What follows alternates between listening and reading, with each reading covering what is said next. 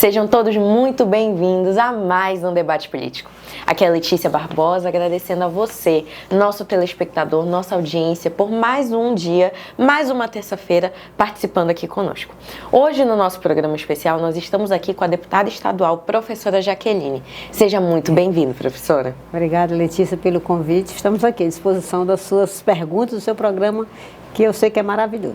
Olha, a professora Jaqueline já esteve aqui conosco em outro momento e popularmente a senhora é conhecida como professora Jaqueline exatamente pela sua trajetória na educação. Tem uma história de vida muito bonita, onde nós já conversamos um pouco aqui anteriormente, mas hoje nós tivemos uma grande mudança no seu currículo, que é o fato de hoje a senhora estar como deputada estadual. A deputada estadual, professora Jaqueline, ela era vereadora, mas estava como suplente para o cargo de deputada estadual e após a saída do presidente Roberto Cidade ter se tornado governador do estado, nós temos agora ela na participação no quadro da Leão. Então, professora, vamos lá. A primeira coisa que nós queremos saber, como é que foi essa adaptação, essa transição da saída da Câmara Municipal para a Assembleia Legislativa? Olha, na verdade, para mim foi muito tranquilo, porque a gente já tem essa experiência no Legislativo, né? Então, a Câmara Municipal é um espaço que a gente é forjado, você aprende, acho que todo mundo tinha que passar primeiro, antes de ser qualquer cargo público na política, deveria passar por uma Câmara, porque a Câmara é a principal, né, dentro da cidade, é aquela que tem mais gente, mais pedido, mais demandas, então ali é uma escola para a gente. Então, sair da Câmara com 41 vereadores para uma Assembleia, que é 24, para mim foi assim um céu de brigadeiro, né? No sentido de que é muito menos demandada, a gente vai para o interior, mas assim, as demandas, você lá na Câmara é o para-choque. Todo dia você está recebendo comunidade, todo dia. Então, assim, eu até estranhei, porque é uma calmaria. E eu já estava acostumada com aquele vai e vem de pessoas, aquela coisa célere, né? Sim. Então, lá é muito mais tranquilo, né? Mas, assim, para mim é boa a experiência, mas para mim não houve diferença, no sentido de que é mais calmo, para mim, né? Assim, do ponto de vista político, a gente trabalha até, assim, menos até, porque o vereador, ele é muito mais ativo nos bairros, na comunidade, e o parlamentar do estadual, ele é menos demandado, eu acredito. Nesse início de ano, nós tivemos um comentário muito polêmico que reverberou em relação aos vereadores. Houve um deputado federal que ele fez uma colocação que é um pouco negativa, né, digamos assim, em relação aos vereadores, onde disse que vereador desculpa que o palavreado, mas vereador e merda seria a mesma coisa. Na sua opinião, que foi vereadora, hoje está como deputada, como é que a senhora viu essa colocação? Olha, eu achei que o nosso colega foi infeliz. Eu fui até contemporânea na época com ele junto. E eu acho que ali é a casa que o povo tem acesso, é a casa que as pessoas conversam diretamente. Você não está numa redoma de vidro. O vereador, ele está muito próximo da população. E a gente é que leva as dores, leva as demandas, leva as necessidades. A gente é o porta-voz. Eu sou o parlamento municipal, é a voz do povo na comunidade, nos bairros. Então, assim, eu vejo que foi uma fala infeliz, né? Não estou aqui para questionar por que fez ou deixou de fazer. Mas eu acho que a gente não pode ser desconstruída. A imagem do parlamentar, a imagem do parlamento, ela é muito importante. Porque, através do nosso trabalho, as demandas são resolvidas, não todas, que a gente também não tem essa pretensão de resolver todos os problemas, porque se a gente conseguisse resolver tudo, era muito bom, né? Era o mundo ideal, o dever ser seria isso, mas hoje o que a gente pode fazer é diminuir, minimizar. Então, eu acho que o nosso papel lá, como parlamentar municipal, eu mesmo me considero uma pessoa que eu tenho muita produção parlamentar, eu estou muito nas comunidades, eu vou para a área rural, a gente dá visibilidade às pautas importantes. Então, dizer que a gente não é nada assim, é desconstruir o parlamento, é desconsiderar todo o esforço dos colegas que estão lá trabalhando, não só sou eu, todo mundo trabalha um pouco, né? Cada um das suas frentes de trabalho. Então, assim, eu acho que não deveria desconstruir a nossa imagem perante o público, criminalizar a gente, né? Ou desconstruir. Eu acho que não foi legal isso aí para mim, no meu ponto de vista, né? Como parlamentar também, que eu sei que eu não sou aquilo. Perfeito. Eu sei que eu sou boa. Olha, você aí que está nos acompanhando aqui no nosso debate político, além de agradecer a sua participação, esse programa, professor, ele é muito importante porque é um programa que é transmitido para todo o estado do Amazonas. Então aqui nós temos os nossos interiores, os nossos municípios, nossos amigos aí de todos os municípios do nosso estado do Amazonas que nos acompanham, que deixam seus comentários, que engajam o nosso programa e as nossas redes sociais. Então lembrei de fazer um agradecimento e isso em relação também, porque nós aqui do Convergente procuramos um pouco da sua atuação parlamentar parlamentar. E nós vimos que a senhora também é muito engajada na questão das frentes parlamentares em defesa da zona rural, rodoviária e ribeirinha. E também com o enfrentamento e defesa dos direitos da pessoa com HIV, AIDS, IST e tuberculose. Em relação a isso, a senhora também já é conhecida, além da saúde, da zona rural, mas também da educação. A senhora, como deputada estadual, qual é a sua frente, digamos assim? Qual a sua principal pauta? Hoje, para mim, eu tenho muito apoio dos colegas professores, né? Professor tanto também do Estado, da área pública também, particular também. E a gente tem a área privada também que votam na gente, que são colegas que formaram com a gente, até ex-alunos da gente, que eu também fui professora da universidade. E aí a gente encontra nesse público todo muitas necessidades. Hoje, o pessoal, os professores do Estado, os gestores, que são meus amigos, que eu também fui gestora, eu tenho uma experiência de vida pública, toda foi na gestão de escola também, que é isso que me forjou essa questão com a convivência com as comunidades, o gostar de trabalhar com a comunidade. Hoje nós temos uma grande frente, um grande desafio, que acho que a gente já está resolvendo, né? Já pelo menos as tratativas estão bem avançadas. É a questão de revisão da função gratificada do diretor de escola, do Estado. Porque no município a gente já, estou em outra esfera, no município a gente já tem resolvido essa questão. Agora do Estado não. O Estado tem uma função gratificada que o gestor tem em função da carga de trabalho, né, da responsabilidade que o cargo imputa a essas pessoas, é uma função gratificada defasada de mais de 10 anos, que é o mesmo valor. Quer dizer, o salário mínimo já aumentou diversas vezes, né, 10 anos atrás, 14 anos atrás. E aí as nossas colegas ainda estão com esse salário achatado da função gratificada, não o salário do professor, porque quem é professor é quem assume função de diretor, né? É só a função gratificada que a gente chama de RG. Né? FG, quer dizer, RG não, FG. Então essa FG está defasada. E a gente já conversou, na época eu conversei com o governador, então, era o Wilson Lima, e ele já sinalizou. Já conversei agora com o governador interino também, que já sinalizou essa intenção de fazer essa retificação do valor do salário, né? Então, já está na Casa Civil. Então, isso é uma bandeira, porque muitos professores me apoiam do Estado, muitos gestores, mas eu não podia fazer nada por eles, porque a minha área de atuação é no município, era, né, como vereadora. Como agora quando estou no Estado, e eu sou a voz agora para eles, que ele diz, a senhora tem que resolver. Eu digo, e nós estamos resolvendo. Já está sinalizado, já tem um projeto de lei, vai para a Assembleia. Inclusive, eu quero ser a relatora, se puder, né? Mas, assim, o importante é que a gente conseguiu esse mérito, o reconhecimento da função do diretor, né? Porque o diretor realmente precisa desse reconhecimento, porque ele é um ordenador de despesa, ele está lá assinando documento, ele é o carro-chefe de uma escola, né? Então precisa desse reconhecimento, tanto o secretário como o administrador, que é como se fosse a figura do vice-diretor. Então isso já é uma pauta que está bem avançada, bem resolvida. E eu quando eu sair daqui, eu já vou conversar com o governador exatamente para a gente fechar essa questão do encaminhamento do projeto para passar pela Assembleia. Ótimo. Um ponto que nós estamos olhando, observando, é as eleições como um todo. Nós estamos há poucos meses, né, do início dessa loucura, que é realmente o período eleitoral, mas já esquentou demais, né? Essa pré-campanha, ela tá mais agitada até que muitas campanhas. E em relação a isso, seu nome, uma vez que, além de já ter participado de outros pleitos, além de já ter vários mandatos como vereadora, está mais que cotado para a reeleição para deputado estadual. Podemos ter a sua afirmativa em relação a isso? Olha, até hoje, todo dia a gente acorda com outra ideia, ou mudam, as coisas mudam, né? Mas assim, hoje a minha pretensão é tentar a reeleição. A gente sempre busca essa questão do empoderamento feminino. A gente, como mulher, tem um potencial, eu tenho uma qualificação técnica, a gente tem estudo, tem condições de estar lá representando mulheres. Gostaria que tivéssemos mais mulheres querendo fazer assim mesmo, enfrentar esse desafio, porque é um desafio grande, a gente sai da nossa zona de conforto, né? A gente que é dona de casa, a gente já nasceu pronta para cuidar do outro, cuidar da casa, cuidar dos filhos. Inclusive eu faço tudo isso, eu cuido dos meus filhos, cuido da minha casa, cuido do marido, a gente é a cuidadora de todo mundo. Mas a gente poderia cuidar além da gente, né, da família da gente, cuidar de outras famílias, fazendo políticas públicas.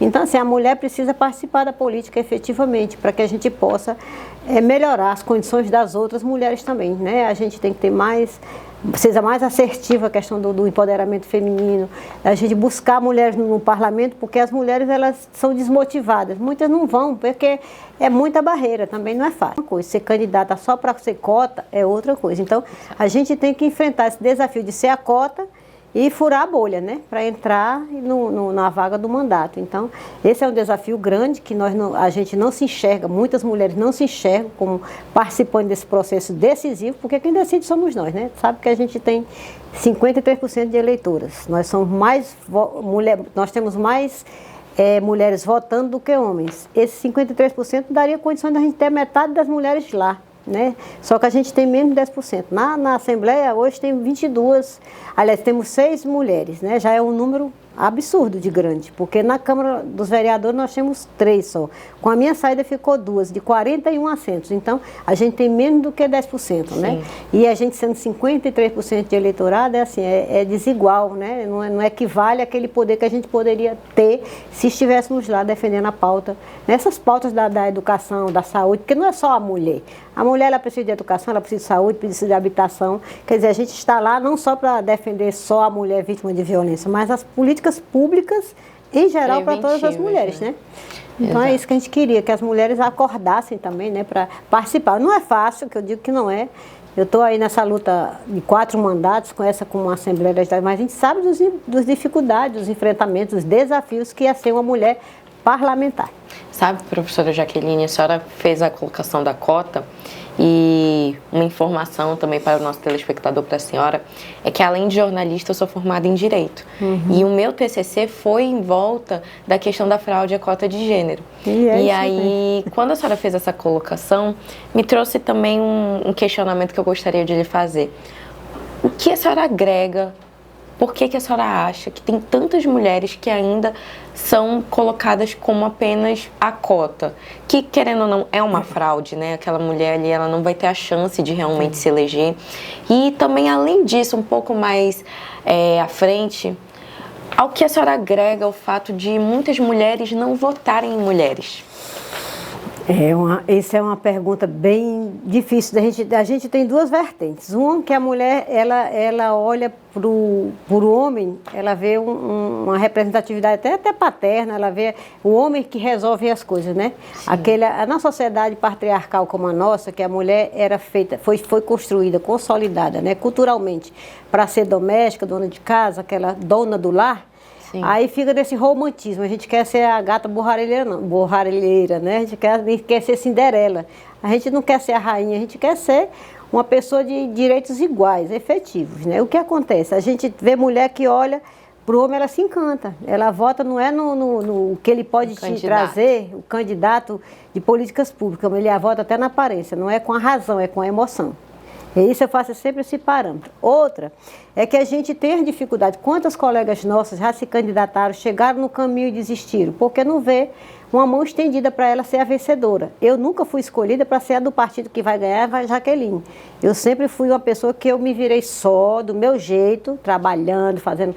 Eu e o meu marido, que eu tenho um grande parceiro, que meu marido é 50%, nós 2 juntos, né? Então, assim, sem aqueles excessos de dinheiro, recurso vultuoso, não. A gente trabalha no dia a dia, todos os dias eu tenho que provar que eu sou boa. Porque é aquela coisa, a gente trabalha duplamente, 2 vezes mais, 3 vezes mais, se for necessário para a gente se estabelecer. Mas essa baixa representatividade é porque a gente não entendeu ainda que a gente pode estar nesse espaço de decisão. Que as mulheres, elas rivalizam, porque ela não, aquela que foi criada dentro do seio bem consolidado do patriarcal, né, ela acha que não, a mulher tem que estar em casa mesmo cuidando. Ela pensa ela é tão machista quanto o homem na sua casa. Então ela diz, não, eu tinha que estar em casa. Essa mulher já é velha, eu já tenho 61. O que essa velha quer aí? A gente tem um potencial que a gente pode contribuir, né, com a juventude. Eu acho que todas as fases etárias, todas as fases que você tem na sua vida, você pode contribuir, né?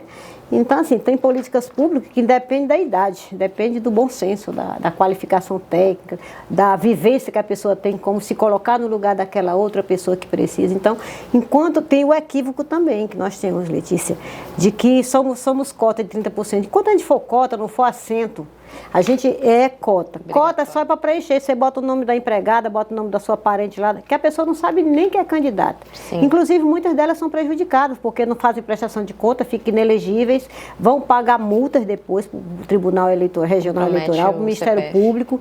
Quer dizer, ela responde um processo sem saber nem a complexidade daquilo ali, né? Porque não é fácil. Você empresta o seu CPF, você fica com o seu nome atrelado a uma multa que você não às vezes não sabe nem como pagar. Então, tem que ter muito cuidado. E enquanto a gente abrir esse espaço para os homens avançarem, não que a gente seja contra o homem, a gente só queria um equilíbrio de força, né? Um pouco de mulher mais, um pouco de mulher.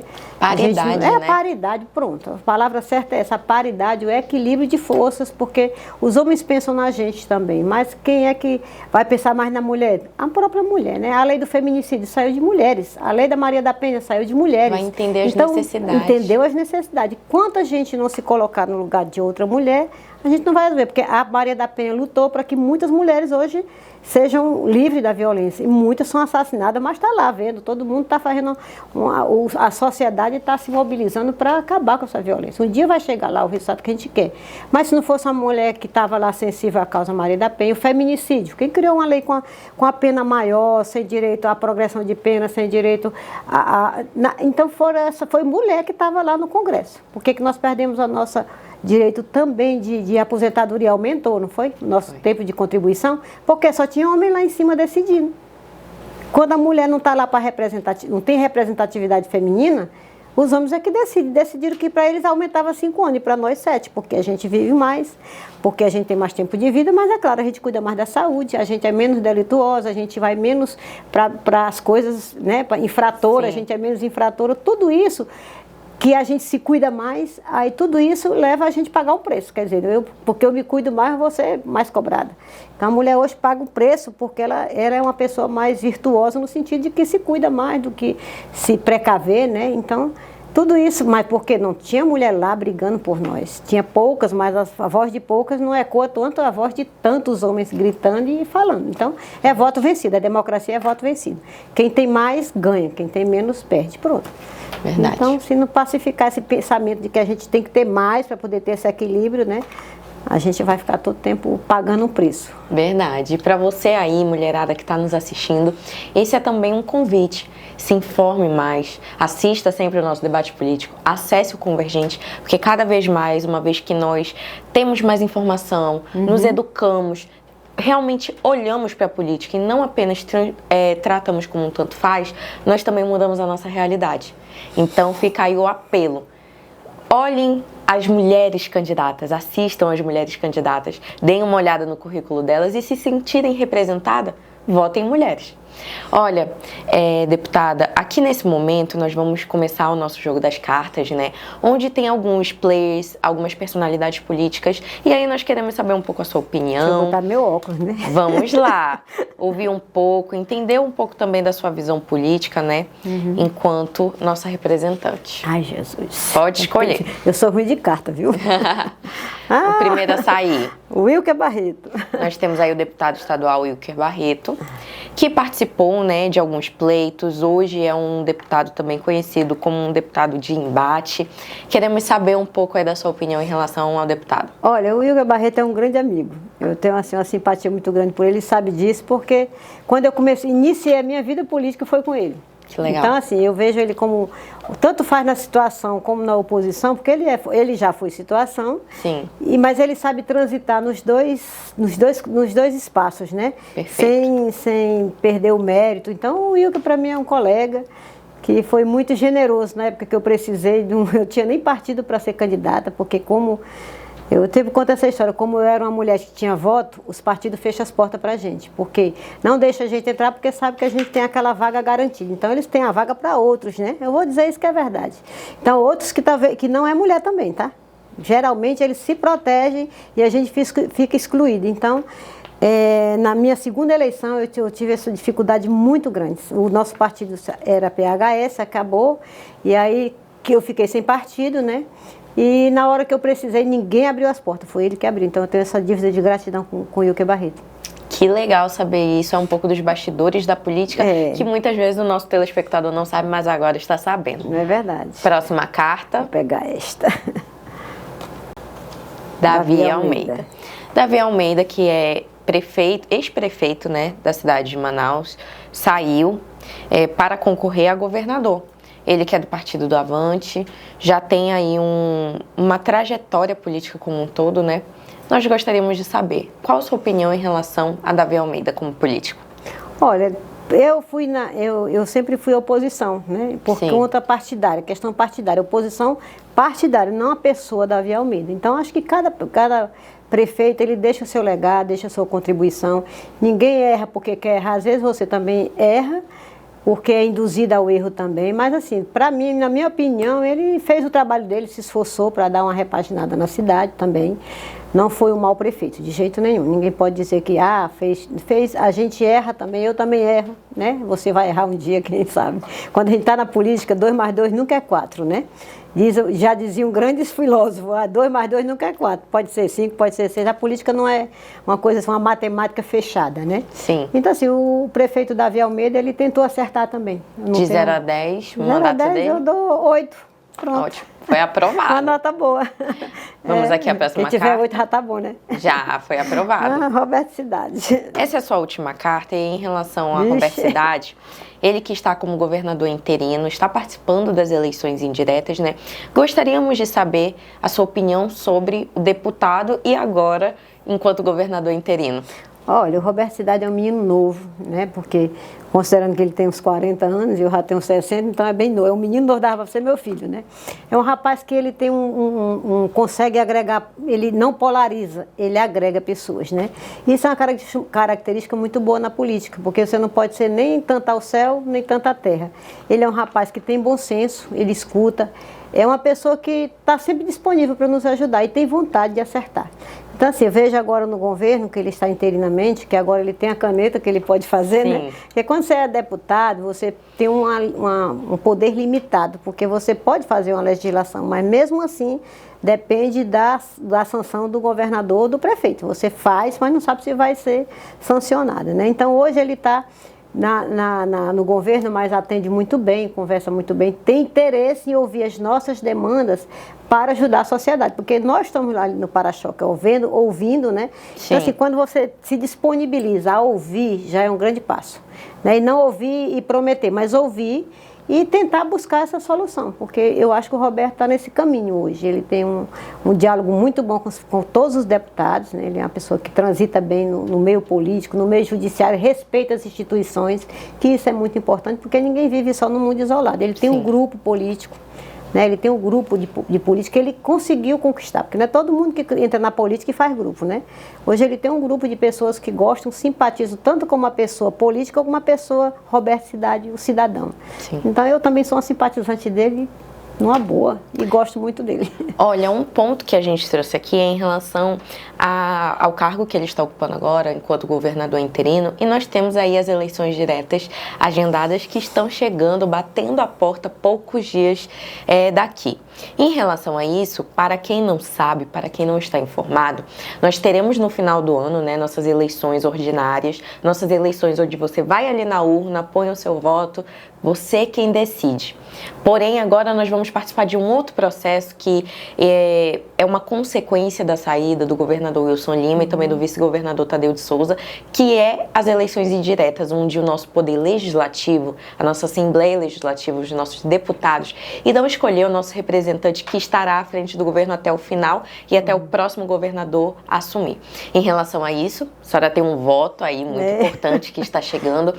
Não vou lhe perguntar aqui o seu voto, né? Isso não nos cabe ainda saber, mas nós queremos aqui saber um pouco como é que está a Assembleia Legislativa em relação a essa chegada. Os deputados como um todo estão conversando, estão se alinhando, como é que está essa situação? Olha, o que a gente observa é que lá nós temos um grupo nós somos 6 vereadores, 6 deputados, né, que a União Brasil é um partido que tem uma bancada grande, né, de 6 votos já tem, que é natural que o partido siga, né, a orientação partidária. Nós que somos do partido vamos seguir a orientação, né?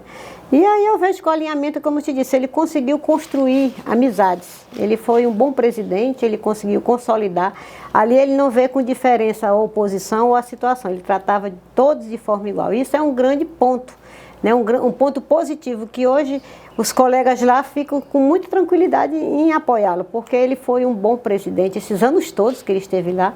Então, é um presidente que escuta, que ajuda os outros colegas a chegar, porque o mandato da gente é um mandato solitário, não. A gente precisa do presidente da casa, a gente precisa do assessor da gente precisa do governador. O mandato da gente é feito a muitas mãos, né? Sim. E o Cidade, ele foi um presidente muito complacente, muito bom com as pessoas também. Então, isso que garante, né, possivelmente, que a política nem pode dizer que tudo já fechou, mas assim, que possibilita com grande sucesso mesmo o resultado dele se manter como governador.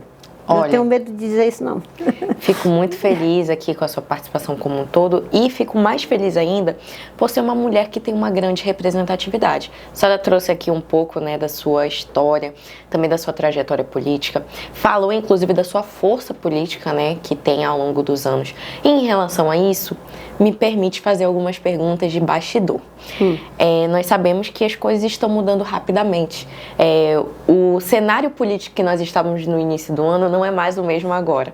E possivelmente vai mudar muito até o mês de agosto, que é quando realmente vai começar, né, o período eleitoral. Então, tem muita coisa que ainda vai caminhar. Mas você, como um dos players do União Brasil, nós queremos saber, na sua visão e também do que é conversado ali dentro, né, do partido, há possibilidade de se formar uma chapa para a candidatura majoritária ou vocês têm a tendência de apoiar uma outra chapa? Isso em relação ao governo do estado, nas eleições realmente ordinárias. Olha, eu acho que eu não sei se vai ter outra chapa, né? Mas a chapa que nós temos hoje, que é o governador que se habilitou, né? As outras chapas lá, com certeza eu pelo menos não posso, por questão partidária não apoiaria, né? E eu não vejo assim que a gente vá para outro caminho, até os que são vinculados a outra chapa também, a tendência é ficar com o Cidade, assim, Sim. Pelo que a gente escuta, pelo trabalho que ele fez de harmonizar o parlamento, a Assembleia. Mas isso é na candidatura ordinária, do final do ano. Tá. Exato, porque até o momento, o União Brasil, ele anunciou candidato a Senado, candidato a deputado estadual, candidato a deputado federal. O nome que estava sendo ali ventilado para o governo do estado era Tadeu de Souza, que já migrou para outra candidatura. E ainda está pairando alguns nomes. O nome do governador Roberto Cidade, ele está sendo cotado para uma possível reeleição, mas ainda não é certeza. Então, em vista da sua participação ali no partido, nós queremos saber, existe essa possibilidade? Estão pensando em uma outra situação? Pretendem se unir com outros partidos? Como é que está isso? Olha, Letícia, seria leviano da minha parte eu dizer que eu acho que isso vai acontecer, porque assim, na política o achismo é uma coisa muito delicada, ninguém pode eu acho, não. Sim. A gente tem que ter certeza, né? Convicção, e não dá para você hoje, o cenário de hoje, que está sendo trabalhado, é para a eleição dele, do Cidade agora, eleição indireta, o voto da gente e pronto. Não se tem ventilado nada com relação à próxima eleição. Então, depois do dia 4... com certeza vai se começar outro momento, né? A gente vai zerar essa situação que nós temos hoje, que é a eleição indireta, para começar outro movimento, se for o caso, se acontecer, que eu também não estou dizendo aqui que vai acontecer, mas se acontecer a partir do dia 4 é que a gente vai ter, assim, uma posição mais segura, né? Porque até agora o que nós estamos tratando internamente a questão da eleição dele como governador, pela eleição indireta, pelo nosso voto pela Assembleia, né? Até então é isso que está sendo ventilado. E ele mesmo diz, depois do dia 4 se pensa, né? Que a gente não pode antecipar, nada se movimenta antes do dia 4. Acho que está todo mundo esperando esse dia, é o dia do fato acontecer, para que se possa entrar em outras perspectivas, né? A gente pensar em outros momentos, que tudo é possível, né? Perfeito. E agora, finalizando nossa entrevista, não podemos sair daqui sem saber um pouco mais sobre a sua visão até o final do ano. Quais serão as suas pautas prioritárias? E, além disso, no que a senhora vai realmente focar durante a campanha para uma reeleição? Ai, meu Deus, eu tenho que focar muito na educação, que a gente tem algumas situações de professor, de progressão, assim, o professor, ele movimenta a escola, né? O professor, e todos os dias a gente tem celular, e o WhatsApp, grupos, e todo mundo cobra aquelas mesmas coisas que as progressões dos professores de mestrado e doutorado, que estão represadas em função do Covid ainda. que existe um decreto legislativo que proíbe aumento de despesa em função do decreto federal naquela época, né? Ninguém criou um decreto novo, mas hoje acho que a gente já pode tentar tirar invalidar esse decreto para que a gente possa começar a dar os direitos dos professores. Esse é o meu compromisso, assim, o meu interesse, né? Porque eu sei que o professor precisa dessa voz, da gente estar lá falando, sensibilizando, porque não é brigar com o governador, brigar com o fulano, é sensibilizar. Que acho que para mim, quando você compõe, você ganha. Porque você sensibiliza, você conversa, você escuta, até que eu possa, até que eu não posso mais. Então a gente conversa com o governador, porque tem uma lei de responsabilidade fiscal. A gente pensa que tudo pode, não pode também, que nós temos até um teto de limite de orçamento. É melhorar a questão da área rural, a infraestrutura dos ramais, especialmente na área da cidade de Manaus. Sim. Nós temos uma área rural muito extensa, que é onde eu atuei muito e a gente está sem poder fazer muita coisa, porque nós não temos essa infraestrutura. A SEDUC não, o Estado ele é diferente, ele trabalha com projetos, o projeto para tal ramal. E a prefeitura trabalha com máquina, bota a máquina ali e resolve, bota a máquina aqui. Então, é diferente, são dois modos de fazer diferentes, mas a gente precisa destravar essa questão da visão do ramal, da cidade de Manaus, que é muito grande a extensão da área rural. Tem Pau Rosa tem 300 e tantos quilômetros de ramal ali. Sim. Né, que a gente quer o Tarumã-Mirim. Então, fora tanto a 174, a M010, as BRs todas, então a gente precisa destravar, porque temos escolas, tem que ter acesso às crianças, temos tecnológico da SEDUC, que é à noite. Então, assim, tudo isso, o transporte escolar para chegar, tem que levar o aluno para a escola, mas passa pelo ramal, né? Então, essa dificuldade que a gente quer, eu estou lutando, mas eu queria ver acontecer, esperando depois desse inverno, né? Porque no inverno tu passa uma máquina, no outro dia choveu, leva o serviço todo. Não tem governo que faça nada, que resolva nada enquanto tiver esse inverno bem pesado que nós estamos tendo aí, né? É chuva demais. E aí, assim, a gente tem que esperar o verão passar para a gente começar a agir, né? Fazer as intervenções necessárias. Fora das políticas de mulher também, que a gente quer melhorar a saúde da mulher, mas, assim, hoje o que eu vejo muito desespero nas pessoas é a questão da área rural, né, que está muito parada, eles estão na lama mesmo, é ônibus virando, é escolar. As crianças correndo risco. Você sabe que você tem um filho, você bota no ônibus, você não sabe se volta para casa, porque não é que o gestor não fez, é porque todo ano tem que fazer, 2, 3 vezes, né? Sim. Então a gente não pode culpar, porque as pessoas não gostam de fazer politicagem também. Essa é para culpa de... Não, se choveu, não tem jeito. Eu estou 12 anos fazendo ramal, 12 anos que se faz mesmo ramal. Por quê? Porque choveu, acabou o serviço, né? Sim. Então é normal, enquanto não se asfaltar. Então a tendência hoje, o que a gente queria é destravar, fazer realmente asfaltar esses ramais, essas cabeças de ladeira, porque onde tem o maior perigo é subir um ônibus escolar com aquelas ladeiras que escorrega, todo mundo volta, é um terror, né? Então a gente que anda muito na área rural, que é da atuação mesmo, vê essas dificuldades. Eu queria poder contribuir mais ainda, porque meus mandatos sempre foram assim, eu não trabalho no atacadão, eu trabalho no varejo, aquelas coisas pequenas que eu vou ajeitando, e a gente vai vendo que melhora a vida de um ou de outro, né? Então é isso, eu queria poder resolver tudo, mas infelizmente não posso. Mas tenho vontade. E para finalizar, deixo aqui esse espaço para a senhora, ele faça um convite de deixar uma mensagem para todo o nosso povo aqui do Amazonas, principalmente em relação à eleição. O que a senhora espera do nosso eleitor nessa eleição? Eu espero que os nossos eleitores, eles não sempre que hoje a gente vê muita dificuldade, as pessoas acreditar no parlamentar, né? Sim. Hoje a gente é visto, muito mal visto, entende? Inclusive entre nós mesmos, né? Às vezes uma pessoa diz que a gente não é nada, é só isso, então entre a gente já tem gente que desclassifica, mas eu digo que a gente precisa acreditar no político que tem vontade de fazer mesmo políticas públicas e não vender seu voto. Porque o que acontece? A gente trabalha no ramal, trabalha numa comunidade e quando chega no último momento, quem não apareceu lá, que não fez muita coisa, chega lá, faz umas negociações escusas e consegue o voto que a gente trabalhou e não conseguiu. Então, assim, nós também temos que deixar as pessoas entenderem que não existe o mal político, existe também um eleitor também que não consegue votar de forma consciente, né? Não adianta a gente ficar passando pano quente. É só o político que engana. Não, a gente também tem uma leva de pessoas que quando chega na hora do voto aparece alguém que compra e alguém que vende. Só existe alguém que compra voto porque existe alguém que vende. Sim. Não existe essa... o cara vai lá comprar, se eu não vender meu voto, ele não volta mais. Mas se eu vender, vai ter sempre uma porta aberta, né? Então, assim, é trabalhar essa questão da consciência política, né? Entender que aquela pessoa que compra o voto, o seu voto não tem preço, tem valor, né?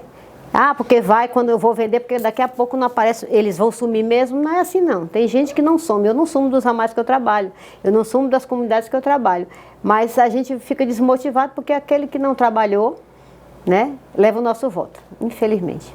Leva porque passa lá, faz umas negociações que a gente também não tem nem autorização para dizer, né? Mas é o que acontece, né? A gente sabe disso.